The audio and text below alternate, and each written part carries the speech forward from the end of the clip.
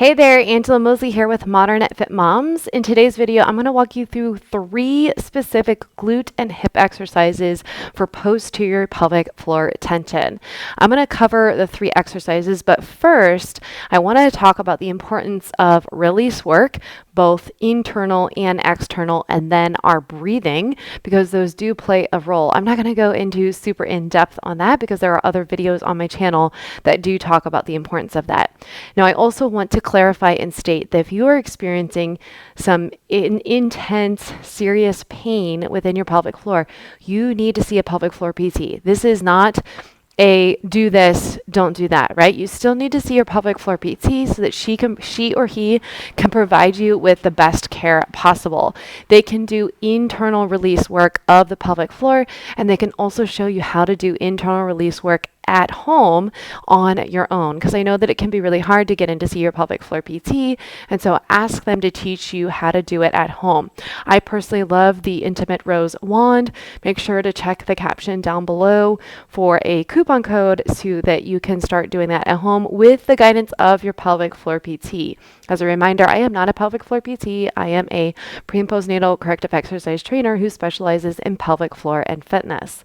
All right, so again, we've cleared that out of the way. So the very first thing, especially when it comes to pelvic floor tension, doesn't mean that you can't work out.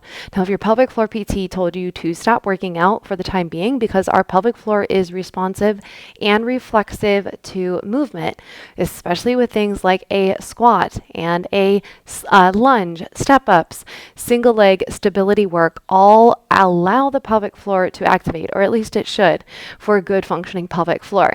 So if you have some intense tightness that you need to work through, you need to work through that first. But also note that core work can also increase pelvic floor tension.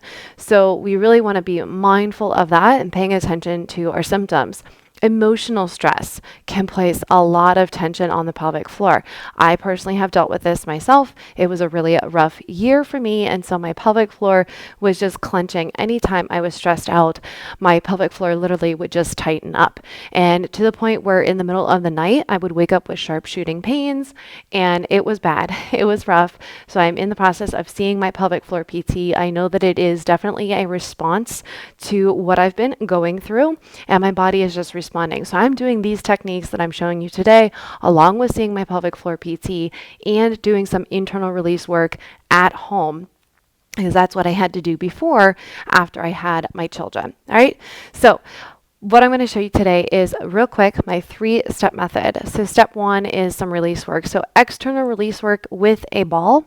You want to basically separate the cheekbones of the pelvic floor, and you're going to place it underneath, but you want to make sure not to roll on any sensitive spots. So be very mindful of that. And you're just going to simply roll around on the mat. You can do anywhere from 30 to 60 seconds. You can go all the way into the back, especially into that posterior pelvic floor area as well. And you want to breathe into the spot. So especially if you have some really restricted and limited spots, sometimes what our body can do is it may clench and tuck even more. So you want to be mindful of this, because that would actually just make things worse. So we really want to focus on our breathing when we do the release work, because that is going to help lengthen the tissue even more. And that's going to help your body to let go and to help down regulate the nervous system. So as you're rolling around, you really want to take that nice, good inhale through the nose and a nice, gentle exhale. So what this would look like is you would just simply take the ball underneath, and you would roll around on the ball wherever it feels good. And just like any trigger points that you might have anywhere in the body, you can literally just hold it and breathe in this position. Again, you want to think that the tissue is melting over the ball. Now, if that's too much, you can also use a foam roller. So same concept, you can lift one leg and you can roll. It's not going to get as deep into the tissue, but it is an option, right? You can roll around on the foam roller. You can also come to the front and roll around on the front as well. And you can play with it here, okay? So I do recommend that you do some release work before you go into your exercises. So add this as part of your warm up. I would say anywhere from 30 to 60 seconds. You could do both sides. For me, my left obturator is tighter, is typically the culprit of my issues. So I really focus more on that left side than I might on my right side. All right, so that's the first step, is doing some release work. And then what I would do is I would go into my breathing. And so I have been loving an inverted breathing position because, again, I have more posterior pelvic floor tension, and it's more on this left side. So I like to take a yoga block, and I'm going to place the knee on the yoga block so that this hip naturally comes into more of that internal rotation, which is going to help open up the back of the pelvic floor. And I'm going to drop that other knee down, and then I'm going to come down onto my elbows. I also love this position, especially with someone with prolapse. It can help pull from the gravity to bring the prolapse tissue back up and in.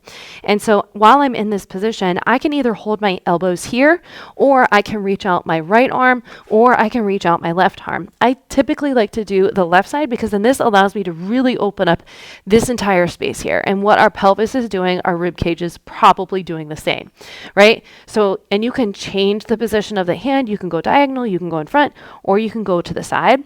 And same thing, I just want to think, inhale through the nose, and my focus point is going to be into this area here. And I really want to think that I am just melting the tissue with my breath. So I'm going to push this elbow into the floor, and then making sure that my chin is slightly tucked, and I want to inhale through the nose and directing my breath into this rib cage and this side of my pelvic floor. And then my exhale is going to be nice, soft, and gentle. My exhale is not meant to add in a pelvic floor activation. I know that sometimes we might want to do that, but we really want to focus on relaxing the tissue here. So I would say anywhere from 5 to 10 breaths, especially if you have one side like me that is really sticky. I would focus, maybe do a couple breaths on that one side, and then more breaths on the side that tends to be more restricted. And so you really want to take that nice, strong inhale through the nose, allowing the tissue to expand, and then a nice, soft, gentle exhale. So first I would do my release work, then I would follow it up with my breathing. And then I would follow it up with some exercise. So we're going to move through it. So we're going to use the yoga block as well. And so we're going to go into a hip shift, a quadruped hip shift.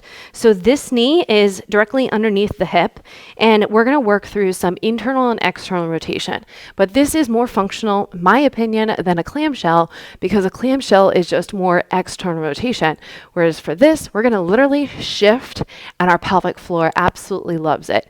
It helps turn the adductors on. It helps to activate those glutes better.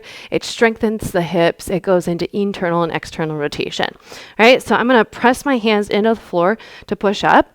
And then what I'm going to do is I'm going to press this knee into the block. So I'm going to inhale into this space because, again, this is where we're in that internal rotation, opening back here. And then I'm going to exhale to lift up. So inhale, drop down. You should feel a nice opening in the hip here. Inhale here. And then exhale, lift. So I want to think that this back hip is going straight up towards the ceiling, towards behind me. And I'm pressing into the floor to push my body away. So I'm not sinking into my shoulders. I'm pushing up. I'm also not crunching to get my hip up. So there's none of this going on. It's going straight back and then down. So inhale here. And then exhale, drive. So as I drive up, I want to think about pressing this knee into the yoga block to push, because then that's going to help activate the glutes for better glute activation and hip strengthening, rather than just doing a bunch of clam shells. Okay, so same thing, inhale down, and then exhale, lift. Now, if you feel like you want to take this foot off the mat, then you can, if you're ready for it. That would be an advanced version of lifting that foot up off the mat. All right, so that's exercise number 1. So again, what I would do is I would add this, I would do the release work, I would do the breathing, and then I would go into some hip shifting, especially if I have a squat day or I have a hip thrust day or a deadlift day. I would add those into my routine as part of my warm-up to prime and prep my body and let go of any tight spots. Right after that, we have a kneeling airplane. So I'm going to take my back foot almost like setting up for a bird dog, essentially. Again, same thing. You want to press your hands into the floor to lift up. And very similar to that yoga block press is that we're going to drop the hip down so my pelvis is rotating over the femur. So femur, my pelvis is rotating over. I'm not moving because my upper body is not moving because of the upper body. It's moving because of the pelvis. And then I'm going to think about driving the knee into the floor and open up. So same thing. I want to think inhale here, nice opening. You should feel a nice stretch. I can feel it because I'm pretty tight right now. I can feel that stretch in my hip as I drop down. You can even sit in this position and just breathe in this position. That's perfectly fine too. And then you're going to press into the floor as you exhale and open up. So notice that I'm literally just trying to move through my pelvis and my hips and not with my upper body. So you would do the same thing. So I would recommend anywhere from 8 to 10 reps on each side. I would do 2 rounds as part of my warm-up to help do kind of like a prehab exercise. Okay. Right after that, we have a iliacus pullback. So you can use the support from the wall for this. You can use a pillow for your head. And what we're going to do is we're going to take a nice size foam roller, and you can, like I said, use the support of my feet could be against a wall, but you guys won't be able to see that. So this is where I'm at. You want to have it about 90 degrees, and I'm going to bring my head so you could use a pillow for your head.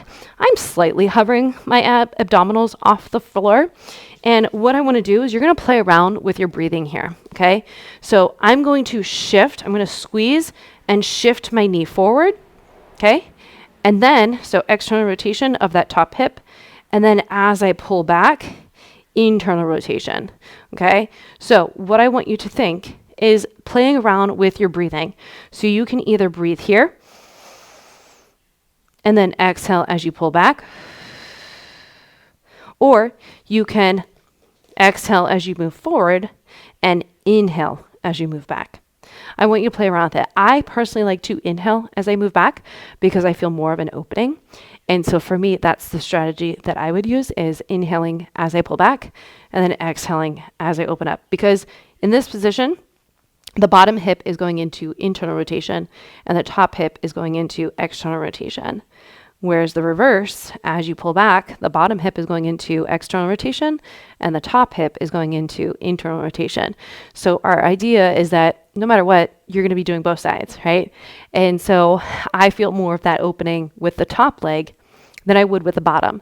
So I want to use my breath to support that. So I personally like to inhale as I pull back and then exhale as I move forward. However, you might find that doing the reverse breathing would be more helpful. It also depends on how tight you are, but you really just want it to move from the hip. So the bottom leg is staying put. The bottom leg is not moving. You're shifting forward and then you're pulling back. So you will get some abdominal in this, and that's perfectly fine. We want the abs to show up because especially if our abdominals don't show up, the pelvic floor could literally take on the load and clench for us. And that's typically what happens when it comes to leaking and prolapse, is that the other muscles in our body are not strong enough to support the system. So the pelvic floor then has to take the load. So your glutes, your hips, your core, if those muscles are weak, the pelvic floor is clenching to stabilize for your body all day long. And so that's why it's more than just doing a bunch of Kegels, because of the fact that we really need a strong foundation. So again, what I would do is I'd add the release work followed by the breathing. Like I said, right now, I personally love that inverted breathing position for me. And then I would follow it up with one of those exercises, and I would do two rounds at minimum is what I would aim for. If you have extra time, you could do another round. You could do another round of the breathing too. So if you wanted to do your release work, go into your breathing, then your hip shift, and then go back to your breathing, and then your hip shift again, you could do that as well, depending on how much time you have. Anyway, I hope that was super helpful. Put the sequence together, add this a couple days a week, and do it for like the next 2 weeks just to see how your pelvic floor responds. Again, you want to make sure to speak with your pelvic floor PT, talk to them about doing some internal release work of the pelvic floor, ask them to show you how to do it. If you're inside the membership and you're going through either Core Revive or Core Lift, there is a video from a certified pelvic floor PT that did a video on some internal release work with the the Intimate Rose wand. So if you're not sure where that's at, make sure to message me inside the community and I will make sure to answer. Otherwise, if you're interested in a full program that takes you from point A to point B, check out the link down below for the All Access membership, where you get access to all of my workouts and all of my educational material, plus education from other professionals. Make sure to subscribe and like this page or like this video, and make sure to share with a friend that could use it.